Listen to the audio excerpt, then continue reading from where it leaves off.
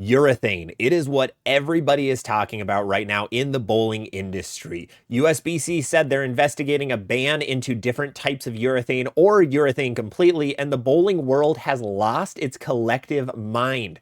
People are picking different sides of the argument. They're fighting with friends, fighting with loved ones. It has become absolutely nutty in bowling social media. What we are going to do today is we're going to give the first video on the internet that is 100% facts, digging into every piece of information the USBC is giving us, other pieces of information from others across the industry, what you need to know as a consumer, and we're going to leave our opinions at the door. So what we are going to do here is we're going to focus on the facts. We are not focusing on, I think this, I think that. We are leaving that outside of this video. If you want to give your personal opinions and hear people of what somebody else, some other YouTuber thinks about the situation, I'd recommend checking them out, leaving a comment there. This video is going to be about the facts of the situation and a lot of details you might not know about. This video is going to take a lot to put together, so if you enjoy what we do here, make sure to drop a sub and a follow. It's the best way to help support the channels, but let's get into it. Let's give a little bit of a history. So, previously, USBC came out saying that they are investigating a ban on urethane for 4 main reasons. We're going to cover all 4 points in this video. Number 1 is lane integrity. They are worried about the lane integrity and creating patterns for and against urethane. Next one is competitive fairness, debating on when urethane and reactive are used in the same environment, urethane gets thrown more and becomes the overarching favorite in terms of ball reaction.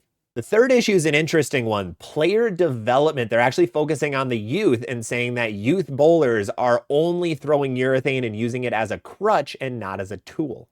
And finally, this is the most important one, is governance and equipment issues. This has been a problem in the past where urethanes are being deemed too soft and people are altering their urethane bowling balls to become even softer. That is going to be probably the most important piece of this video and what is going to be the biggest takeaway from you guys. But let's go into a little bit of a history lesson on urethane. Back in 2022, USBC was putting out reports and doing research on softness of bowling balls, specifically urethane bowling balls. At the time, the Purple Hammer was running every single tournament in the nation, amateur tournaments, professional tournaments, youth tournaments. Everybody needed a Purple Hammer, and that was the rise of the Purple Hammer on TV. You were seeing telecasts where there were only Purple Hammers being thrown. So USBC was looking into it because there were potentials of them being too soft. They did their research and they did find that urethane bowling balls, modern day urethane bowling balls, actually get softer with use. Now, reactive bowling balls get harder with use. Because when a ball is made, when a ball is given to USBC to check its equipment specifications to make sure it's legal, one of the fields they look at is the hardness of a bowling ball. Now, the hardness rule at the time was 73D, so it's a 73 hardness. If it's lower than that, it's deemed too soft. Why does this matter? Why is there a rule on it? Well, softness is very, very important in bowling. Creating the Difference did a phenomenal research study on what the softness of a bowling ball does. And really, for a quick TLDR of it, the softer a bowling ball is, the more misroom you have on flatter sport patterns. They found that a ball with a 65 hardness versus a 73 hardness had 4 extra boards of misroom at the break point on a completely flat pattern. Now, if you're on the PBA Tour, this gives you an insanely big advantage compared to if you're using one of those 73 hardness ones. Well, what was happening is urethane balls were starting at 73, but with use, they were getting softer and softer and softer. Now, reactive balls were getting harder and harder and harder.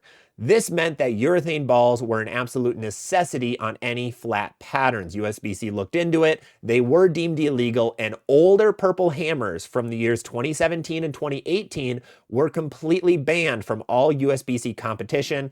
PBA ended up doing the same thing. Now, at the time, it wasn't just urethanes that were banned. There are a handful of storm bowling balls that were banned. Now, no one has actually officially said why they were banned and what caused these reactive balls to be too soft, specifically the Spectre and a couple of others, Altered Reality, Trend 2, etc. But everyone assumes it was the gloss and the shine they had, the polish they had on the bowling ball at the time was causing the issue. But let's go back into urethane.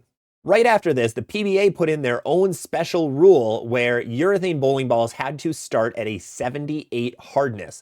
This meant that Storm and Hammer both came out with brand new urethane bowling balls, the IQ 78 and the Black Hammer 78D, because they were then PBA legal. Now, the Purple Hammer and the Pitch Black, the two soft urethanes, were still and are still able to be purchased online at your local pro shop, wherever it may be. They are still available, but not for PBA competition. Years have been going by more and you're seeing more and more Purple Hammers. They are just a staple in people's bags, and the USBC now is trying to take a stand on those softer urethanes. Next, what we're going to do is go into USBC's 4 points and give statements in the truth of what they are speaking of and why they are looking into these 4 issues. Number 1 is lane pattern integrity. Let me read the exact statement for you. Urethane balls can alter lane patterns more quickly, disrupting the intended lane pattern design and creating imbalances between different styles of players. What they are referring to here is that urethane bowling balls don't actually absorb oil. They actually keep the oil on the surface of the bowling ball. Reactive resin bowling balls absorb oil. So when you throw a urethane ball, there's going to be a ton of oil that stays on the ball. If you leave that ball for a week, that oil will still be there. USBC is saying here that urethane is actually causing patterns to break down in the ways they aren't intending. For anyone who doesn't know, all sport shots, most of the creators have an intended way that they want the pattern to break down to either become easier or stay the same difficulty. Urethane changes that completely. Right now, there are oil patterns that have been made that are trying to shut out urethane. This has happened on the PBA competitions. This has really happened in USBC, where they're trying to make sure urethane is not able to be thrown and easily thrown. But their tries have been snuffed out. Usually urethane is still usable. One of the other big issues with a urethane ball, what you need to do on sport shots is actually hit it with surface, bring it to about 500 grit, sometimes 360 grit. That is the way to make urethanes the best that they can possibly be. Putting so much surface on a ball alters the lane patterns completely, carries oil down into odd parts of the lane. And the interesting thing is that it actually carries oil to the head pin. And that means that people with lower rev rates will not be able to get the off hits that others can, that higher rev rates can, when they're playing on the same conditions. Now, what I mean by this is an off hit is when you don't hit the pocket clearly or squarely to send 10 pins back into the deck, but it actually means you hit light and have a swisher strike or a messenger strike or something like that. So with the lower rev rates, when there's oil in front of the head pin, it actually causes very inconsistent ball reaction, and it causes your ball to go through the pins in different ways. Now, if you're a higher rev rate player, you always get more off hits, but this makes your off hits much more exaggerated compared to a lower rev player. So they want to keep the lane pattern integrity more in place so that all styles are able to do okay on a pattern. Now, ironically, this is the point that people are hitting on the most. Personally, I don't think this is the actual biggest reason that they're looking into the urethane ban, but this is one reason that they give. So let's go on to number 2. The next one is about competitive fairness, where if reactive and urethane are thrown at the same time, usually you need to be throwing urethane to do better. Now, this is something that a lot of PBA players have come out and said on podcasts or on their own personal YouTube channels or whatever it may be. But the idea is if everybody around you is throwing urethane, you need to be throwing urethane, otherwise you're at a severe disadvantage.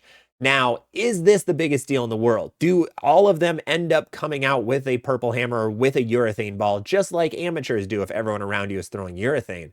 Yes. However, it looks like USBC does not want this to be the case. They want different bowling balls and different styles to be able to succeed. And urethanes right now just have that extra boost, according to them, is where it has that extra power level compared to what a reactive resin ball does.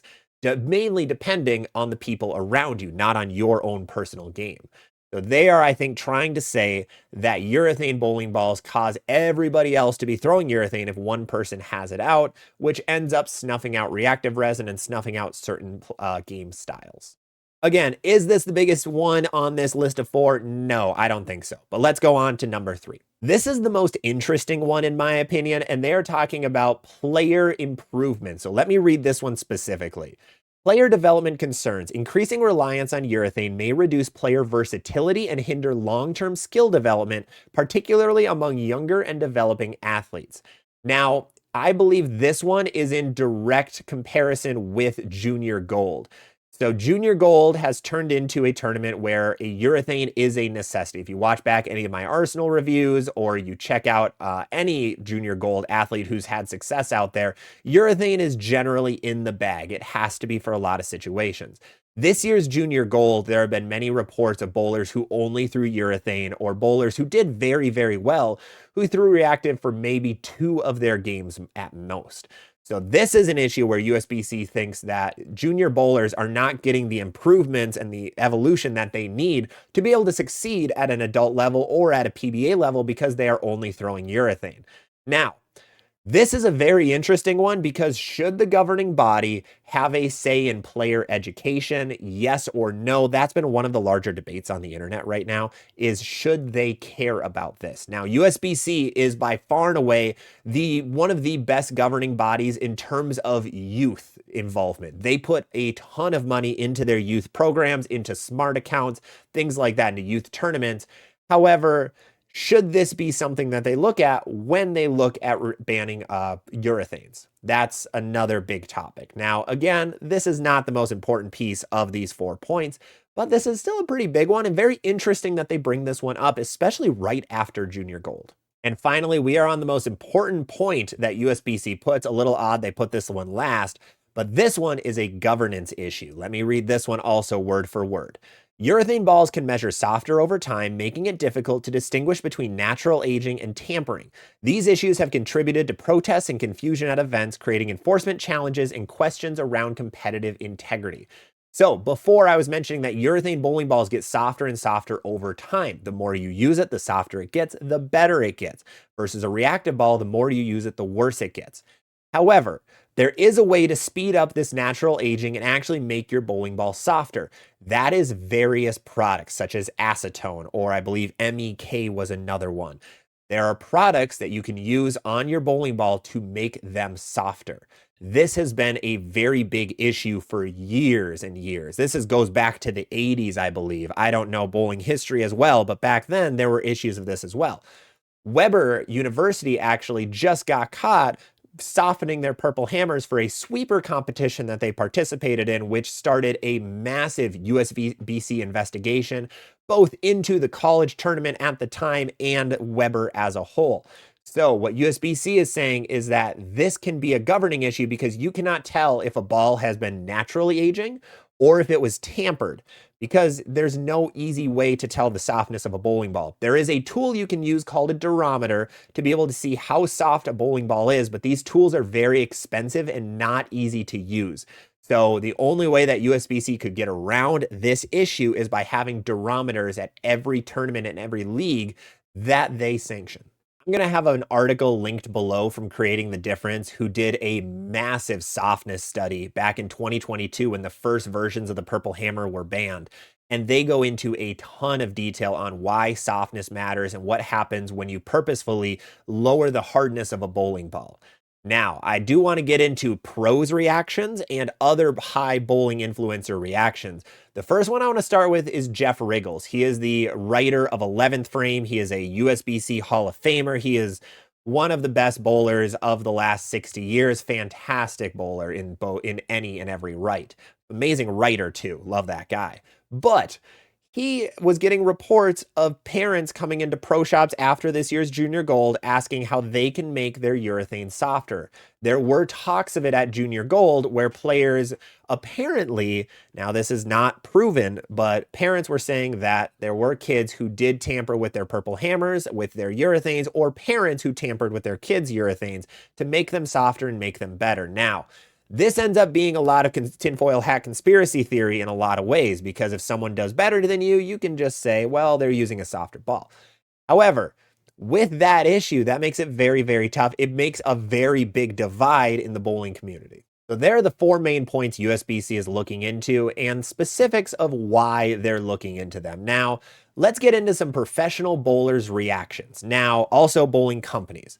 Now, of course, Hammer Bowling, Brunswick Bowling is going to be very against this ban because they're the creators of the Purple Hammer, the best urethane arguably of all time. But what are other companies and other professionals saying? We're going to start with Sean Rash. He was the first one to discuss this. We actually had a video go out about him saying that urethane might be getting banned by the USBC. What he did is in that post, he put a poll asking if people would want a urethane ban, would not want a urethane ban, or do not care. And he posted the final results. And these are very surprising based on the internet outrage right now. On his poll, 945 voters said get rid of urethane. 945. 862 bowlers said keep it.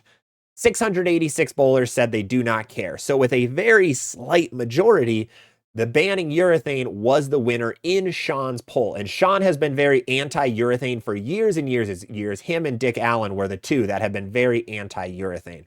So this wasn't really unexpected, but that's one pro's reaction. Let's get into the best in the world, Jason Belmonte.